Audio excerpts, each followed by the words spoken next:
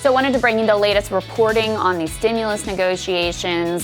Some new developments in particular with the Senate Republican caucus. There's always been a question mark of how many of them, or if any of them, would support a stimulus package of the size that the White House and Steve Mnuchin have been pushing.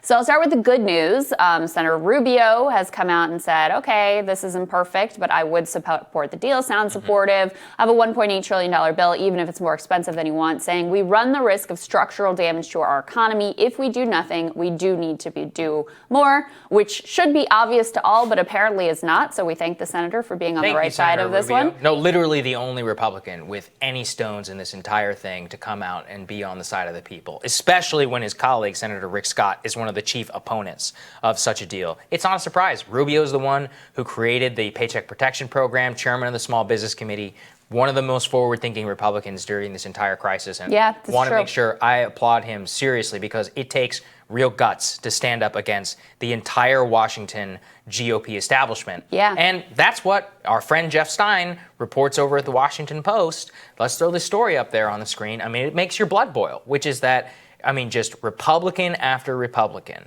coming out on background, trashing even the idea of Steve Mnuchin negotiating with Nancy Pelosi. They were like, he negotiates harder with his own side than he does with her, and we are sick of it. And what he means by that is that they perceive any dollar figure that is given to Nancy Pelosi as against them. So think about their mindset.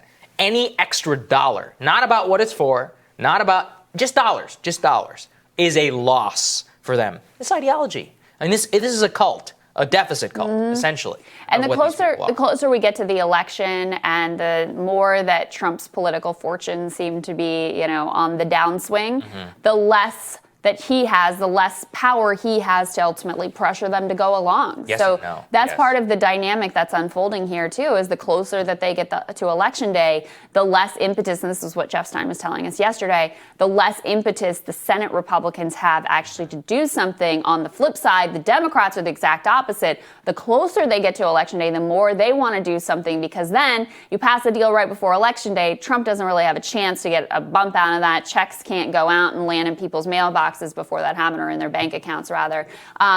The other piece from Jeff's reporting about the Senate Republicans is it was basically a bunch of Republican aides bitching to him on background with anonymous quotes. Another one said, there are not 13 votes for this pile of crap Mnuchin is capitulating on. 13 votes being a significant number because that's the number, that's what you need to get to that filibuster-proof majority of the GOP caucus. So even if, and this is not clear, by the way, even if McConnell would go forward and put a bill on the floor that does not have a majority of support from the Republican caucus, even if he did that, what this person at least is saying is that they do not even have the minimum number to get this thing through if all of the Democrats vote for it and they rely on just a handful of Republicans. That's right. And remember, the president has not been an active participant in these negotiations. Steve Mnuchin is the one doing all of it. And Trump at last night's debate, when they finally got a stimulus question, I think an hour or something in. It was an hour. He was like, after Russia, we had to talk about Russia for 20 minutes. Okay.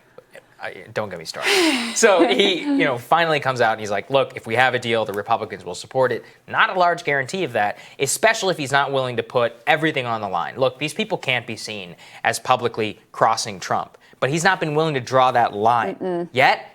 At this point, I don't think there's going to be a deal. I just don't. 12 days to go to the election. Just procedurally, they need 3 days in the House just to get the damn thing over to the Senate. Right. Then Senate procedures, you need 30 hours of consideration on the floor. 30 hours of Senate time is 2 days. People want to give speeches and amendments. There's a reconciliation process. I just don't see it. And Joe Biden was really weaselly last night, too, on his stimulus answer. He's on the Democratic talking points of they passed it, which is true. They passed, I think, months ago, and they just need to go along with that. Well, that's true. But what about the deal that's on the table now? Yeah. Should you actually support that deal? Because it is likely the last best chance to get people some help. And then, yes, if you're president, if you have a Democratic Senate and you want to do more, you want to get people back up to that $600 unemployment or whatever is necessary at that time, you can do that then, right? But people cannot wait through these winter months with no help. So that is the state of play. All right, we'll have more Rising for you after this.